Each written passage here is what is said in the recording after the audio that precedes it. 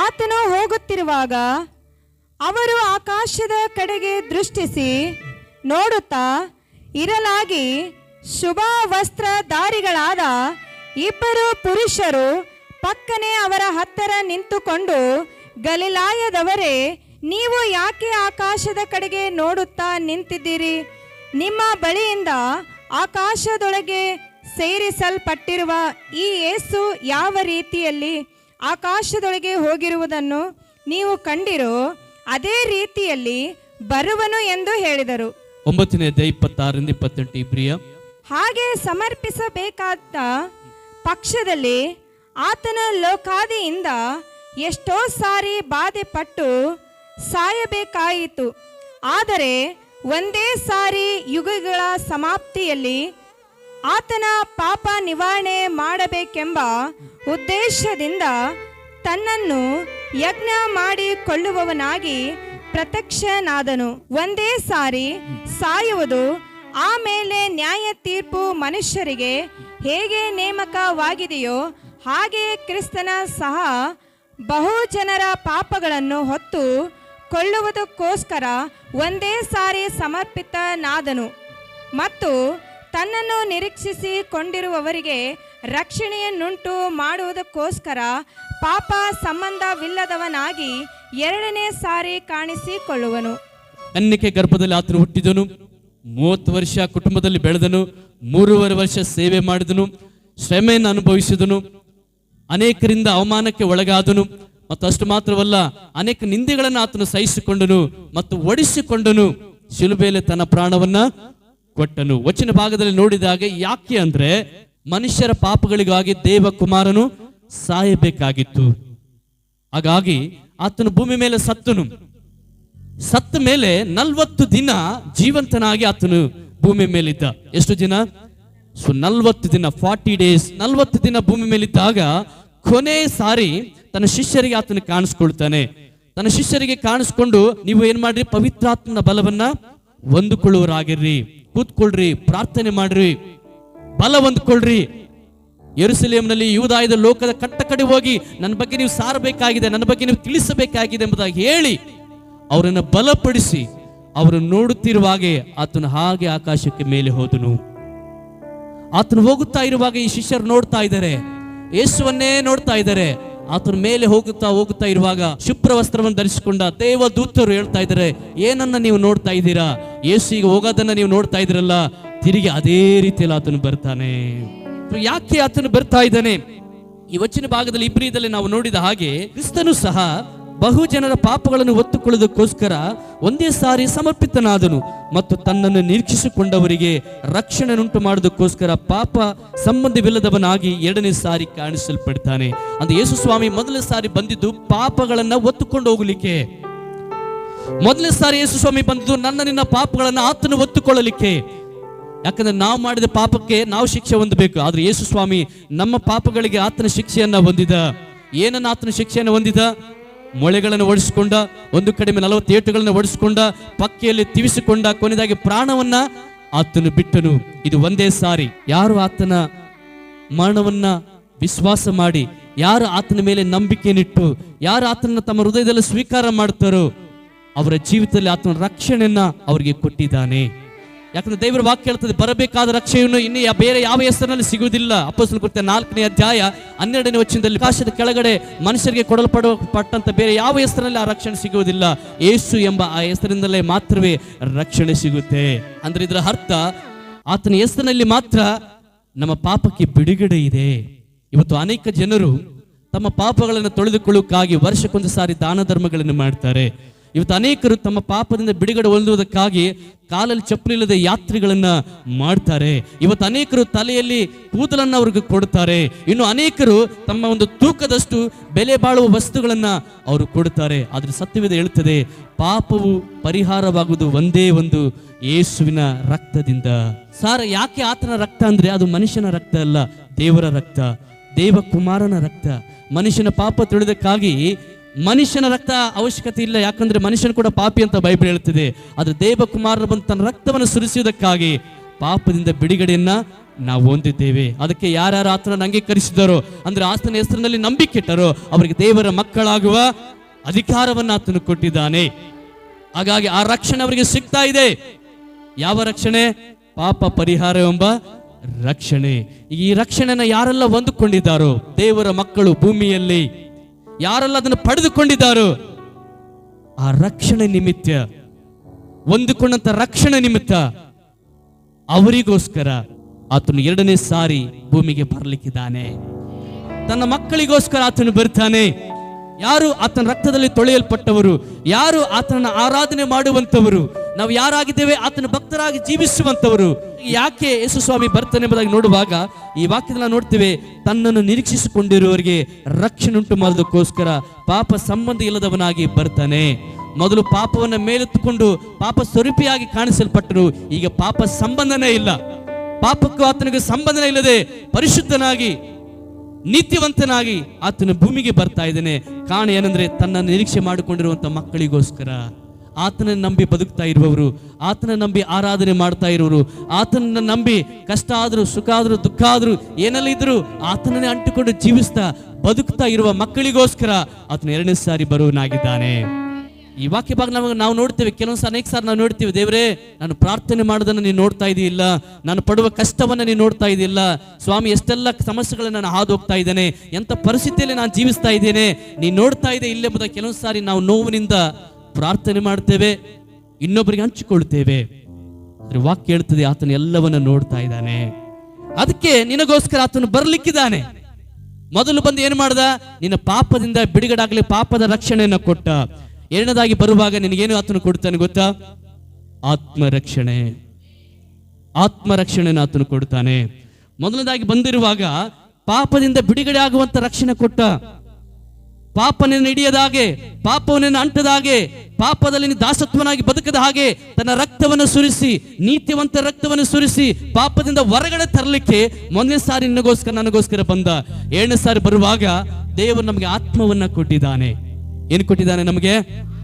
ಆತ್ಮ. ಯಾಕಂದ್ರೆ ನಾವು ದೇವರ ಸ್ವರೂಪದಲ್ಲಿ ಸೃಷ್ಟಿ ಮಾಡಲ್ಪಟ್ಟವರು. ದೇವರು ತನ್ನ ಸ್ವರೂಪದಲ್ಲಿ ನಮ್ಮನ್ನು ಸೃಷ್ಟಿಸಿದ್ದಾನೆ. ದೇವರು ಹೇಗಿದ್ದಾನೋ ಹಾಗೆ ನಮ್ಮನ್ನು ಸೃಷ್ಟಿ ಮಾಡಿದಾನಂತೆ. ದೇವರ ಗುಣಲಕ್ಷಣಗಳಲ್ಲಿ ನಮ್ಮನ್ನ ಸೃಷ್ಟಿ ಮಾಡಿದ್ದಾನೆ. ಹಾಗಾಗಿ ನಮ್ಮ ಆತ್ಮ ಇದೆಯಲ್ಲ, ಈ ಆತ್ಮ ಅದು ಬಿಡಲ್ಪಡಬಾರದು ಈ ಲೋಕದಲ್ಲಿ. ಅದಕ್ಕೆ ಸತ್ಯವೇದ ಹೇಳ್ತದೆ, 2 ಜಾಗ ಇದೆ ಮನುಷ್ಯನಿಗೆ. ನಾವು ಚಿಕ್ಕಂದ್ರಿಂದ ಕೇಳ್ತಾ ಬಂದಿದ್ದೇವೆ, ಸ್ವರ್ಗ, ನರಕ, ಮೋಕ್ಷ, ಪಾತಾಳ. ಚಿಕ್ಕಂದ್ರಿಂದ ನಾವು ಕೇಳ್ತಾ ಬಂದಿದ್ದೇವೆ. ಇದರ ಅರ್ಥ ದೇವ್ರ ವಾಕ್ಯ ಹೇಳಿರುವ ಹಾಗೆ ಮನುಷ್ಯನ ಆತ್ಮ 2 ಜಾಗಕ್ಕೆ ಹೋಗ್ಬೇಕು. ಒಂದು, ದೇವರನ್ನು ತಿಳ್ಕೊಂಡು ದೇವರ ಪರಿಚಯ ಆಗಿ ಈ ಲೋಕದಲ್ಲಿ ಬದುಕಿರುವ ದಿನಗಳಲ್ಲೇ ಆತನ ಬಗ್ಗೆ ತಿಳ್ಕೊಂಡು ಆತನಿಗೆ ನಿನ್ನನ್ನು ಒಪ್ಪಿಸಿಕೊಟ್ಟು, ಯಾವ ರೀತಿಯಲ್ಲಿ ಅಮ್ಮರಿಗೆ ಬಂದು ಸಾಕ್ಷಿ ಹೇಳಿದ್ರಲ್ಲ ಆ ರೀತಿಯಲ್ಲಿ ನೀವು ದೇವರಿಗೆ ಒಪ್ಪಿಸಿಕೊಟ್ಟು ಆತನ ಮಗನಾಗಿ ಮಗಳಾಗಿ ನೀನು ಈ ಲೋಕದಲ್ಲಿ ಬದುಕಿದ್ರೆ ನಿನ್ನ ಆತ್ಮ ದೇವರ ಸನ್ನಿಧಾನಕ್ಕೆ ಅದು ಹೋಗುವಂತದ್ದಾಗಿದೆ. ದೇವರು ಎಲ್ಲಿರ್ತಾರೆ? ಸ್ವರ್ಗದಲ್ಲಿ. ಅಲ್ಲಿ ಕಣ್ಣೀರಿಲ್ಲ, ದುಃಖ ಇಲ್ಲ, ಗೋಳಾಟ ಇಲ್ಲ, ಬಾಧೆ ಇಲ್ಲ, ವೇದನೆ ಇಲ್ಲ. ಅಲ್ಲಿ ದೇವರಂತ ಜೀವನ. ಆ ಸ್ಥಳಕ್ಕೆ ನಿನ್ನ ಆತ್ಮ ಹೋಗುತ್ತೆ. ಒಂದು ವೇಳೆ ದೇವರನ್ನು ತಿಳ್ಕೊಂಡಿಲ್ಲ, ಎಷ್ಟು ಜನ ಹೇಳಿದ್ರು ನೀನು ಕೇಳಲಿಲ್ಲ, ರಕ್ಷಣೆಯನ್ನು ಹೊಂದಿಕೊಳ್ಳಿಲ್ಲ, ದೇವರ ಮಗನಾಗಿ ಮಗಳಾಗಿ ಈ ಲೋಕದಲ್ಲಿ ಜೀವಿಸಿಲ್ಲ ಅಂದ್ರೆ ನಿನ್ನ ಆತ್ಮ ದೇವರಿಂದ ದೂರ ಆಗುತ್ತೆ. ಹಾಗಾದ್ರೆ ಎಲ್ಲಿ ಹೋಗುತ್ತೆ ಆತ್ಮ? ನಾವು ಹೇಳ್ತೀವಲ್ವ ನರಕ ಅಂತ. ಆ ನರಕ ಜಾಗದಲ್ಲಿ ಆತ್ಮ ಹೋಗುವಂತದಾಗಿದೆ. ಅಲ್ಲಿ ಏನಿರ್ತದೆ? ಬೈಬಲ್ ಹೇಳ್ತಾ, ಅಲ್ಲಿ ಕಡಿಯುವಂತ ಹುಳ ಸಾಯುವುದಿಲ್ಲ, ಸುಡುವಂತ ಬೆಂಕಿ ಆರುವುದಿಲ್ಲ. ಅಲ್ಲಿ ಕಟಕಟನೆ ಅಲ್ಲಿ ಕಡಿಯೋಣ ಗೋಳಾಟಲ್ಲಿ ಇರ್ತದಂತೆ. ಒಂದು ದಿನ ಕೂಡ ಅಲ್ಲಿ ಸಮಾಧಾನ ಇರಲ್ಲ, ಒಂದು ದಿನ ಕೂಡ ಆ ಜಾಗದಲ್ಲಿ ನೆಮ್ಮದಿ ಇರಲ್ಲ. ಯಾವಾಗಲೂ ಗೋಳಾಟನೆ, ಕಿರಿಚುವುದು, ಅರಚುವುದು, ಗೋಳಾಟನೆ ಆ ಜಾಗದಲ್ಲಿ ಇರ್ತದೆ. ಅದು ದೇವರಿರುವಂತ ಜಾಗದಲ್ಲಿ ಸಮಾಧಾನ, ನೆಮ್ಮದಿ, ಅಲ್ಲಿ ಕಣ್ಣೀರಿಲ್ಲ, ದುಃಖ ಇಲ್ಲ, ಬಾಧೆ ಇಲ್ಲ, ವೇದನೆ ಇಲ್ಲ. ಈ ಶರೀರ 60 ವರ್ಷ 70 ವರ್ಷ ಬಲ ಹೆಚ್ಚಿದ್ರೆ 80 ವರ್ಷ ಭೂಮಿ ಮೇಲೆ ಇರ್ತದೆ. ಒಂದು ದಿನ ಶರೀರವನ್ನ ಬಿಡಲೇಬೇಕು. ಬಿಟ್ಟ ಮೇಲೆ ಒಳಗಡೆ ಆತ್ಮನ ದೇವರಿಟ್ಟಿದ್ದಾರೆ. ಯಾವಾಗ ಶರೀರವನ್ನ ಈ ಲೋಕದಲ್ಲಿ ಬಿಡ್ತದೋ, ಶರೀರ ಬಿಟ್ಟ ತಕ್ಷಣವೇ ಆತ್ಮ ಹೊರಗಡೆ ಬರ್ತದೆ. ಈ ಆತ್ಮ ಹೊರಗಡೆ ಬಂದ ಮೇಲೆ ಅದು 2 ಸ್ಥಳಕ್ಕೆ ಹೋಗ್ಲಿಕ್ಕೆ ಸಿದ್ಧವಾಗಿರ್ತದೆ. ದೇವರನ್ನು ತಿಳ್ಕೊಂಡ್ರೆ, ದೇವರ ನಂಬಿ ದೇವರಲ್ಲಿ ವಿಶ್ವಾಸ ಮಾಡಿ ದೇವರನ್ನು ತಿಳ್ಕೊಂಡ್ರೆ ದೇವರ ಹತ್ರ ಅದು ಹೋಗ್ಲಿಕ್ಕೆ ಸಿದ್ಧವಾಗ್ತದೆ. ಇಲ್ಲವಾದ್ರೆ ನರಕ ಎನ್ನುವಂತ ಸ್ಥಳ ಇದೆ, ಆ ಸ್ಥಳಕ್ಕೆ ಅದು ಹೋಗುವಂತದ್ದಾಗಿದೆ. ಯಾಕೆ ನಮ್ಮ ಆತ್ಮ ರಕ್ಷಣೆ ಹೊಂದಬೇಕಂದ್ರೆ ಆತ್ಮ ಯುಗ ಯುಗಾಂತರಗಳಲ್ಲಿ ಜೀವಿಸ್ತದೆ. ಈ ಶರೀರ ಎಷ್ಟು ವರ್ಷ ಜೀವಿಸ್ತದೆ? 60 ವರ್ಷ 70 ವರ್ಷ, ಬಲ ಹೆಚ್ಚಿದ್ರೆ 80 ವರ್ಷ. ಈಗ 40-30ಕ್ಕೆ ಹೋಗ್ತಾ ಇದ್ದಾರೆ ಎಲ್ಲರೂ. ಆ ಡೇಟ್ ಕೂಡ ಇಲ್ಲ. ಈಗ ಎಷ್ಟೋ ಜನ ಹುಡ್ತಾನೆ ಸಾಯ್ತಾ ಇದ್ದಾರೆ, ಎಷ್ಟೋ ಜನ 5 ವರ್ಷದಲ್ಲಿ 10 ವರ್ಷದಲ್ಲಿ ಸಾಯ್ತಾ ಇದ್ದಾರೆ, ಎಷ್ಟೋ ಜನ 20 ವರ್ಷದಲ್ಲಿ ಸಾಯ್ತಾ ಇದ್ದಾರೆ. ಅಪಘಾತಗಳಲ್ಲಿ, ಅನಾರೋಗ್ಯಗಳಲ್ಲಿ ಜನರು ಸತ್ತು ಹೋಗ್ತಾ ಇದ್ದಾರೆ. ಆದ್ರೆ ಈ ಆತ್ಮಕ್ಕೆ ಸಾವು ಇಲ್ಲ. ಬೈಬಲ್ ಹೇಳುತ್ತದೆ ಯುಗ ಯುಗಾಂತರಗಳಲ್ಲಿ ಅದು ಜೀವಿಸ್ತದೆ, ಅದಕ್ಕೆ ಸಾವೇ ಇಲ್ಲ. ಮತ್ತಾಯ 10:22, ಮತ್ತಾಯ 24:13 ಕಡೆಯವರೆಗೆ ತಾಳಿಕೊಳ್ಳುವನು ಏನಾಗ್ತಾನೆ? ರಕ್ಷಣೆ ಹೊಂದುತ್ತಾನೆ. ಯೇಸು ಸ್ವಾಮಿ 2ನೇ ಸಾರಿ ಬರುವವರೆಗೂ, ಕೊನೆಯವರೆಗೆ ನೀನು ಬರುವಂತ ಸಮಸ್ಯೆಗಳು, ಕೊನೆಯವರೆಗೆ ನೀನು ಬರುವಂತ ನಿಂದೆಗಳು, ಕೊನೆಯವರೆಗೆ ನೀನು ಬರುವಂತ ಬಾಧೆಗಳು, ಇವೆಲ್ಲಗಳ ಮಧ್ಯದಲ್ಲಿ ನೀನು ಪರಿಶುದ್ಧ ಮಗನಾಗಿ ಮಗಳಾಗಿ ನೀನು ಜೀವಿಸಿದರೆ, ದೇವರು ಕೊಟ್ಟ ರಕ್ಷಣೆಯನ್ನ ನೀನು ಕಾಪಾಡಿಕೊಂಡಿದ್ರೆ ನಿನಗೇನಾಗುತ್ತೆ? 7ನೇ ಸಾರಿ ಕರ್ತನ ಜೊತೆಯಲ್ಲಿ ಹೋಗ್ಲಿಕ್ಕೆ ನೀನು ಸಿದ್ಧನಾಗ್ತೀಯ. ಭೂಮಿಗೆ 2ನೇ ಸಾರಿ ಬರುವವರೆಗೂ, ಭೂಮಿಗೆ 2ನೇ ಸಾರಿ ಬರುವವರೆಗೂ ಎಲ್ಲ ಸಮಸ್ಯೆಗಳನ್ನ, ಕಷ್ಟಗಳನ್ನ ತಾಳ್ಕೊಂಡು ಹೋಗ್ತಾರಲ್ಲ, ಅವರಿಗೆ ರಕ್ಷಣೆ ಉಂಟಾಗುತ್ತೆ. ಹಲ್ಲೆಲೂಯ. ಈ ರಕ್ಷಣೆ ಯಾವುದು ಗೊತ್ತಾ? ಆತ್ಮರಕ್ಷಣೆ. ಜೋರಾಗಿ ಹೇಳಿ, ಆತ್ಮರಕ್ಷಣೆ. ಆತ್ಮರಕ್ಷಣೆ ಬೇಕಾ ನಮ್ಮ ಆತ್ಮರಕ್ಷಣೆ? 60 ವರ್ಷ 70 ವರ್ಷ ಬದುಕಿದ ಮೇಲೆ ಇಲ್ಲೇ ನಮಗೆ ಪಾಪದಿಂದ ರಕ್ಷಣೆ ಇದೆ. ಆದ್ರೆ ನಮ್ಮ ಆತ್ಮಕ್ಕೆ ರಕ್ಷಣೆ ಬೇಕು. ಇದು ಯುಗ ಯುಗಾಂತರಗಳಲ್ಲಿ ಬದುಕುವಂತ, ಇದಕ್ಕೆ ಸಾವು ಇಲ್ಲ. ಅದಕ್ಕೆ ಯೇಸು ಸ್ವಾಮಿ 7ನೇ ಸಾರಿ ಏನ್ ಮಾಡ್ತಾರೆ ಅಂದ್ರೆ, ತನ್ನನ್ನು ನಿರೀಕ್ಷಿಸಿಕೊಂಡಿರುವ ಜನರಿಗೋಸ್ಕರ ಬರ್ತಾನೆ. ತನ್ನನ್ನು ನೋಡ್ತಾ ಇರುವಂತ ಜನರು, ಸ್ವಾಮಿ ಯಾವಾಗ ನೀನು ಬರ್ತೀಯ? ಯಾವಾಗ ನನಗೆ ಬಿಡುಗಡೆ ಆಗುತ್ತೆ? ಸ್ವಾಮಿ ಯಾವಾಗ ಈ ಸಮಸ್ಯೆಗಳಿಂದ ನಾನು ಹೊರಗಡೆ ಬರ್ತೇನೆ? ಸ್ವಾಮಿ ಯಾವಾಗ ಈ ಕಷ್ಟಗಳಿಂದ ನಾನು ಹೊರಗಡೆ ಬರ್ತೇನೆ? ಸ್ವಾಮಿ ಯಾವಾಗ ಈ ನಿಂದೆಗಳಿಂದ ಹೊರಗಡೆ ಬರ್ತೇನೆ? ಯಾವಾಗ ಸ್ವಾಮಿ ಈ ಒಂದು ಅವಮಾನಗಳಿಂದ ನಾನು ಹೊರಗಡೆ ಬರ್ತೇನೆ? ಸ್ವಾಮಿ ಯಾವಾಗ ಈ ಕಷ್ಟ ನನ್ನಿಂದ ತಪ್ಪುತ್ತದೆ? ಸ್ವಾಮಿ ಯಾವಾಗ ನೀನು ಬರ್ತೀಯ? ನೀನು ನನಗೆ ಬಿಡುಗಡೆಯನ್ನು ಕೊಡ್ತೀಯ ಎಂಬುದಾಗಿ ಯಾರು ಎದುರು ನೋಡ್ತಾ ಇರ್ತಾರೋ ಅಂಥವರಿಗೆ ಕರ್ತನ ಏನು ಮಾಡ್ಲಿಕ್ಕೆ ಬರ್ತಾನೆ? ಅವ್ರ ಆತ್ಮವನ್ನ ರಕ್ಷಣೆ ಕೊಡ್ಲಿಕ್ಕೆ ಬರ್ತಾನೆ. ಹತ್ರ ಬಂದಾಗ ಹೇಳ್ತಾನೆ, ಮಗನೇ ಮಗಳೇ, ಎಷ್ಟು ದಿನ ತಾಳ್ಕೊಂಡಿದ್ದಿಲ್ಲ, ನನ್ನ ಬಗ್ಗೆ ಎಲ್ಲ ನಿಂದೆಗಳನ್ನ ತಾಳ್ಕೊಂಡಿದ್ದಿ, ಕಷ್ಟಗಳನ್ನೆಲ್ಲವನ್ನ ತಾಳ್ಕೊಂಡಿದ್ದಿ, ಇನ್ನು ಮೇಲೆ ಅವು ಯಾವ ನಿನಗಿರುವುದಿಲ್ಲ, ಬಾ ನಾನಿರುವ ಸ್ಥಳದಲ್ಲಿ ಬಾ ಎಂಬುದಕ್ಕೆ ಕರೆದುಕೊಂಡು ಹೋಗ್ಲಿಕ್ಕೆ ಆತನು ಬರ್ತಾನೆ. ಆಮೇನ್. ಒಂದನೇದಾಗಿ ಯಾಕೆ ಆತನು ಬರ್ತಾನೆ ಅಂದ್ರೆ, ತನ್ನ ಭಕ್ತರ ಆತ್ಮಗಳಿಗೆ ರಕ್ಷಣೆಯನ್ನು ಕೊಡುವುದಕ್ಕೆ ಆತನು ಬರ್ತಾನೆ. ಸೊ 2ನೇದಾಗಿ ಯಾಕೆ ಆತನು ಬರ್ತಾನೆ ಎಂಬುದಾಗಿ ನೋಡುವಾಗ, ಮನುಷ್ಯನ ನಡತೆಯನ್ನು ನೋಡಿ ಅವರಿಗೆ ಪ್ರತಿಫಲವನ್ನು ಕೊಡುವುದಕ್ಕೆ ಬರ್ತಾನೆ. ಪ್ರತಿ ಭೂಮಿ ಮೇಲಿರುವ ಎಲ್ಲ ಮನುಷ್ಯರ ನಡತೆಯನ್ನ ನೋಡಿ ಅವನಿಗೆ ಬರಬೇಕಾದ ಫಲ, ಇದರ ಅರ್ಥ ಶಿಕ್ಷೆ, ನ್ಯಾಯ ತೀರ್ಪು, ಅವುಗಳನ್ನು ಕೊಡುವುದಕ್ಕೆ ಆತನು ಭೂಮಿಗೆ ಬರ್ತಾನೆ. ಪ್ರಕಟಣೆ 22:12ನೇ ವಚನ, ಅವರ ನಡತೆಯನ್ನ ಪರೀಕ್ಷೆ ಮಾಡಲಿಕ್ಕೆ ಆತನು ಬರ್ತಾನೆ. ಅವರ ನಡತೆಯನ್ನು ನೋಡ್ತಾನೆ. ಹೇಗೆ ನೀನು ನಡೆದಿದೀಯಾ? ಭೂಮಿ ಮೇಲೆ ಇದ್ದಾಗ ಯಾವ ರೀತಿ ನೀನು ಬದುಕಿದೀಯಾ? ಯಾವ ರೀತಿ ನಿನ್ನ ಸ್ವಭಾವಗಳಿತ್ತು? ಯಾವ ರೀತಿ ನಿನ್ನ ಗುಣಗಳಿತ್ತು? ಯಾವ ರೀತಿಯಲ್ಲಿ ನೀನು ಜೀವಿಸಿದೆ ಎಂಬುದಾಗಿ ಅವರನ್ನು ನೋಡಿ ಅವರ ತಕ್ಕ ಹಾಗೆ ಫಲವನ್ನು ಕೊಡುವುದಕ್ಕೆ ಆತನು ಬರ್ತಾನೆ. ಒಳ್ಳೆಯವನಾಗಿದ್ರೆ ಒಳ್ಳೆ ಫಲವನ್ನು ಆತನು ಕೊಡ್ತಾನೆ. ಇಗೋ ಬೇಗ ಯೇಸು ಸ್ವಾಮಿ ತನ್ನ ಸ್ವಂತ ಬಾಯಿಂದ ಹೇಳ್ತಾ ಇದ್ದೀನಿ, ಇಗೋ ಬೇಗ ಬರುತ್ತೇನೆ, ತಡ ಮಾಡಲ್ಲ ನಾನು ಬರಲಿಕ್ಕೆ, ಬೇಗ ಬರ್ತೇನೆ. ನಾನು ಪ್ರತಿ ಮನುಷ್ಯನಿಗೆ ಅವನವನ ನಡತೆಯ ಪ್ರಕಾರ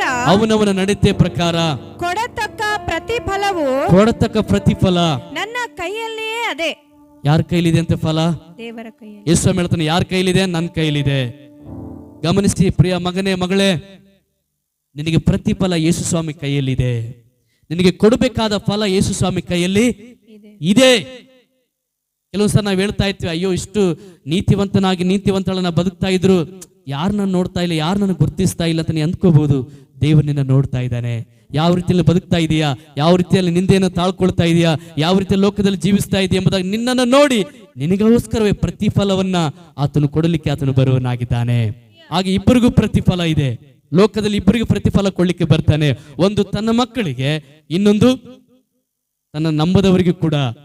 ನೋಡಿ, ಈ ವಚನ ಭಾಗ ಹೇಳ್ತದೆ, ಪ್ರತಿಯೊಬ್ಬನಿಗೂ ಅವನವನ ನಡತೆ ತಕ್ಕ ಹಾಗೆ ಪ್ರತಿಫಲವನ್ನ ನಾನು ಕೊಡುತ್ತೇನೆ. ನನ್ನ ಕೈಯಲ್ಲಿ ನಿನ್ನ ಫಲ ಇದೆ, ನನ್ನಿಂದ ತಪ್ಪಿಸ್ಕೊಳ್ಳಿಕ್ಕೆ ಯಾರು ಆಗುವುದಿಲ್ಲ. ಅದಕ್ಕೆ ಆತನು ಹೇಳ್ತಾನೆ, ನಾನೇ ಪ್ರಾರಂಭ ಕೊನೆಯಾಗಿದ್ದೇನೆ. ಹಲ್ಲೆಲೂಯ. ಸೊ ದೇವರ ಮಕ್ಕಳು ತನ್ನ ನೀತಿಯಲ್ಲಿ, ಪರಿಶುದ್ಧತೆಯಲ್ಲಿ ನಾವು ಬದುಕಬೇಕಾಗಿದೆ. ಯಾಕಂದ್ರೆ ಆತನಲ್ಲಿ ಪ್ರತಿಫಲ ಇದೆ. ಆಮೆನ್. ದೇವರ ಲೋಕಕ್ಕೆ ನ್ಯಾಯ ತೀರಿಸಲಿಕ್ಕೆ 2ನೇ ಸಾರಿ ಬರ್ತಾನೆ. ಮೊದಲನೇ ಸಾರಿ ಆತನು ಬಂದಿದ್ದು ಪಾಪದಿಂದ ಮನುಷ್ಯನಿಗೆ ಬಿಡುಗಡೆ ಕೊಡ್ಲಿಕ್ಕೆ. 2ನೇ ಸಾರಿ ಲೋಕಕ್ಕೆ ಬರುವಾಗ ನ್ಯಾಯ ತೀರಿಸಲು, ಪ್ರತಿ ಮನುಷ್ಯನಿಗೆ ನ್ಯಾಯ ತೀರಿಸಲಿಕ್ಕೆ ಬರ್ತಾನೆ. ಯಾಕೆ ನಿನ್ನನ್ನು ಕಂಡುಕೊಳ್ಳಿಲ್ಲ?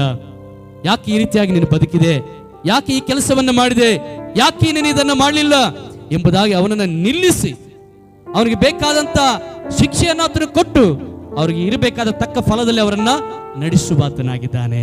ರೋಮ 8ನೇ ಅಧ್ಯಾಯ 24ನೇ ವಚನ. ನಾನು ರಕ್ಷಣೆಯನ್ನು ಹೊಂದಿದವರಾದರೂ ನಾವು ರಕ್ಷಣೆಯನ್ನ ಹೊಂದಿದವರಾದರೂ ಇನ್ನೂ ಎದುರು ನೋಡುವವರಾಗಿದ್ದೇವೆ. ಇನ್ನು ಎದುರು ನೋಡ್ತಾ ಇದ್ದೇವೆ. ಏನು ಎದುರು ನೋಡ್ತಾ ಇದ್ದೇವೆ? ರಕ್ಷಣೆ. ಗಮನಿಸಿ, ನಾವು ರಕ್ಷಣೆ ಹೊಂದಿದ್ದೀವ? ಯೇಸುವನ್ನು ಸಂಪೂರ್ಣವಾಗಿ ನಮ್ಮ ಹೃದಯದಲ್ಲಿ ಸ್ವೀಕಾರ ಮಾಡಿದೀವ? ನಾವು ಎದುರು ನೋಡುವವರಾಗಿದ್ದೇವೆ. ನಾವು ರಕ್ಷಣೆ ಹೊಂದಿದವರಾಗಿದ್ದೇವೆ. ಹಲ್ಲೆಲೂಯಾ. ಹಲ್ಲೆಲೂಯಾ. ಸರ್, ಯಾವುದರಿಂದ ರಕ್ಷಣೆ? ಪಾಪದಿಂದ. ಪೌಲ ಇಲ್ಲಿ ಬರೀತಾ ಇದೆ, ಮೊದಲು ನೀವು ರಕ್ಷಣೆ ಹೊಂದಿದವರಾಗಿದ್ದೀರಿ, ಪಾಪದಿಂದ ರಕ್ಷಣೆ. ಆವಿದ ನಾನು ಎತ್ತಂದಿನಿಂದ ಪಾಪಿಯೇ. ಪಿಂಡವಾಗಿರುವಾಗಲೇ ನಾವು ಪಾಪದಲ್ಲೇ ಜನ್ಮವನ್ನ ತಾಳಿದವರು. ಎಲ್ಲಿಂದ ಬಂತು ಈ ಪಾಪ? ಆದಾಮ ಅವನಿಂದ ಬಂದಿದೆ. ದೇವರ ಮಾತನ್ನು ಅವರು ಮೀರಿದಕ್ಕಾಗಿ ಅವರಿಂದ ಬಂದಂತ ಎಲ್ಲ ಸಂತಾನ, ಮಾನವ ಸಂತಾನ ಪಾಪದಲ್ಲಿ ಜೀವಿಸ್ತಾ ಇದೆ. ಮತ್ತಷ್ಟು ಮಾತ್ರವಲ್ಲ, ಕರ್ಮ ಪಾಪ ಎಂಬುದಾಗಿ ಹೇಳ್ತಾರೆ. ಜನ್ಮ ಪಾಪ, ಕರ್ಮ ಪಾಪ. ಜನ್ಮ ಪಾಪ ಅಂದ್ರೆ ತಾಯಿ ಹೊಟ್ಟೆನಿಂದ ಬಂದಿದ್ದು. ಕರ್ಮ ಪಾಪ ಅಂದ್ರೆ ನಾವು ಮಾಡಿರುವ ಕ್ರಿಯೆಗಳ ಮೇಲೆ ಉಂಟಾದ ಪಾಪ. ಈ ಪಾಪದಿಂದ ರಕ್ಷಣೆ ನಮಗೆ ಬೇಕು. ನೋಡ್ರಿ, ಪಾಪದಲ್ಲಿ ಇರುವವನು ದೇವರ ರಾಜ್ಯಕ್ಕೆ ಹೋಗುವುದಿಲ್ಲ. ಪಾಪದಲ್ಲಿ ಜೀವಿಸುವ ದೇವರ ರಾಜ್ಯಕ್ಕೆ ಎಂದೂ ಆತನು ಹೋಗುವುದಿಲ್ಲ. ಯಾಕಂದ್ರೆ ದೇವರು ಪರಿಶುದ್ಧನಾಗಿದ್ದಾನೆ. ಆತನ ಸನ್ನಿಧಿಯಲ್ಲಿ ಹೋಗುವವರು ಆತನ ಹಾಗೆ ಇರಬೇಕಾಗಿದೆ. ಈ ಪಾಪವನ್ನು ಇಲ್ಲೇ ನಾವು ತೊಳ್ಕೋಬೇಕು. ಹಾಗಾದ್ರೆ ಏನ್ ಮಾಡ್ಬೇಕು ಸರ್? ಯಾವ್ದಾದ್ರು ಸಾಬನಿದೆ ನಾವು ತೊಳ್ಕೊಳ್ಳಿಕ್ಕೆ? ಒಂದೇ ಸಾಬನು, ಯೇಸುವಿನ ರಕ್ತ. ಯೀಶು ಕಲಹು सारे पापों से शुद्धि करता हमें.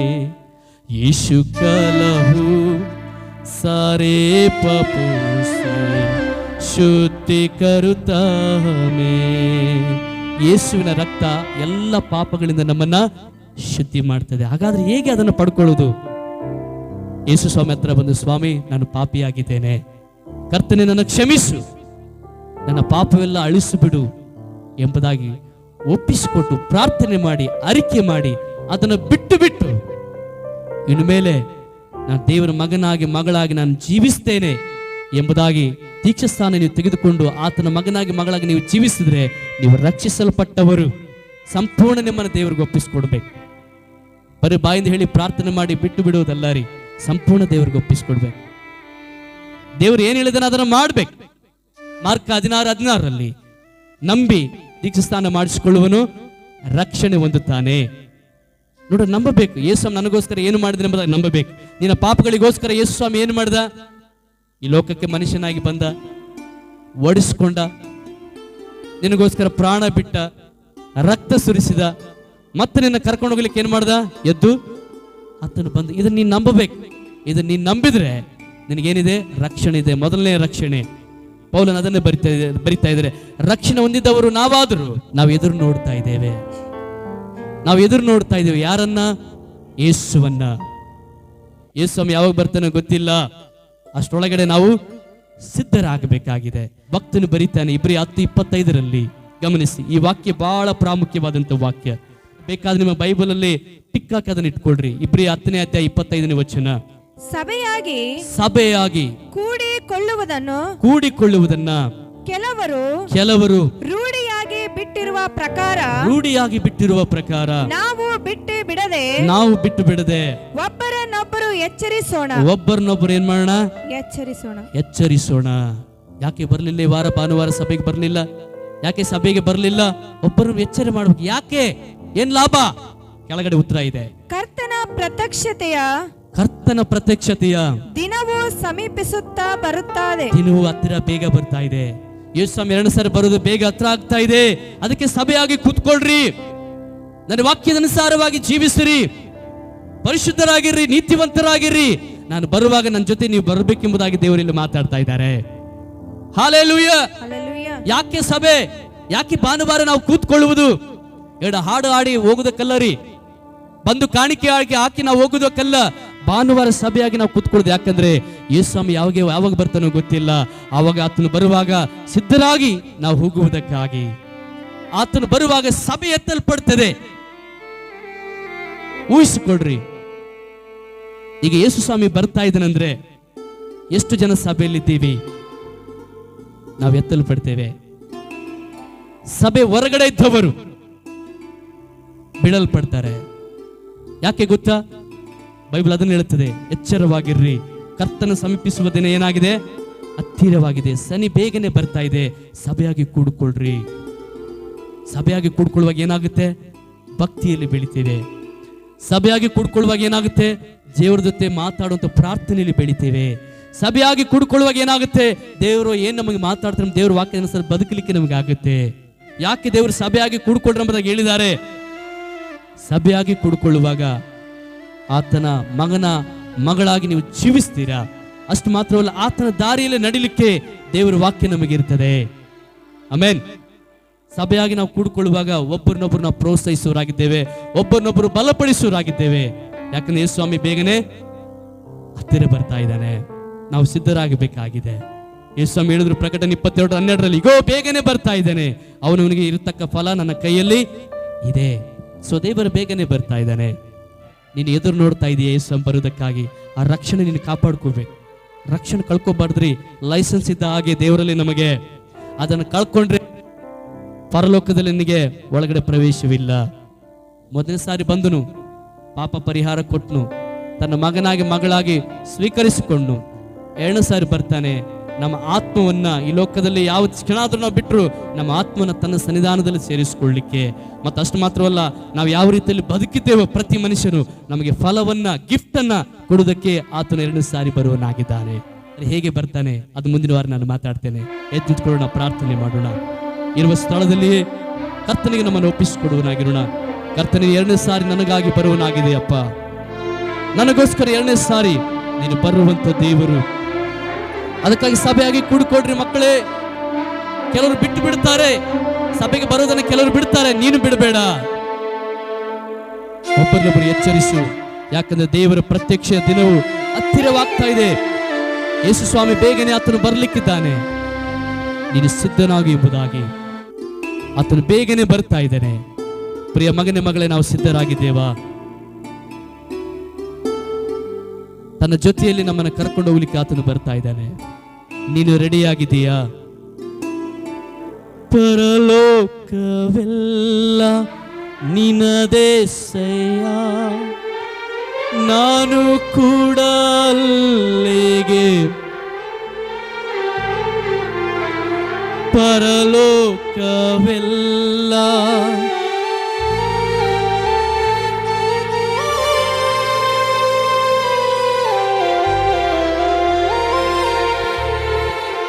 ನೀ ಬೇಗನೆ ಬರಲಿರುವೆ, ಕೈ ಹಿಡಿದು ಕರೆದೊಯ್ಯುವೆ. ನೀ ಬೇಗನೆ ಬರಲಿರುವೆ, ಕೈ ಹಿಡಿದು ಕರೆದೊಯ್ಯುವೆ. ಶಾಶ್ವತ ಸ್ಥಾನದಿ ನನ್ನನ್ನು ನೀನೇ ನಿಲ್ಲಿಸುವೆ. ನಮ್ಮನ್ನು ಕರೆದುಕೊಂಡು ಹೋಗ್ಲಿಕ್ಕೆ ಬೇಗನೆ ಆತನು ಬರ್ಲಿಕ್ಕಿದ್ದಾರೆ. ಕರ್ತನಿಗೆ ಒಪ್ಪಿಸಿಕೊಳ್ಳೋಣ.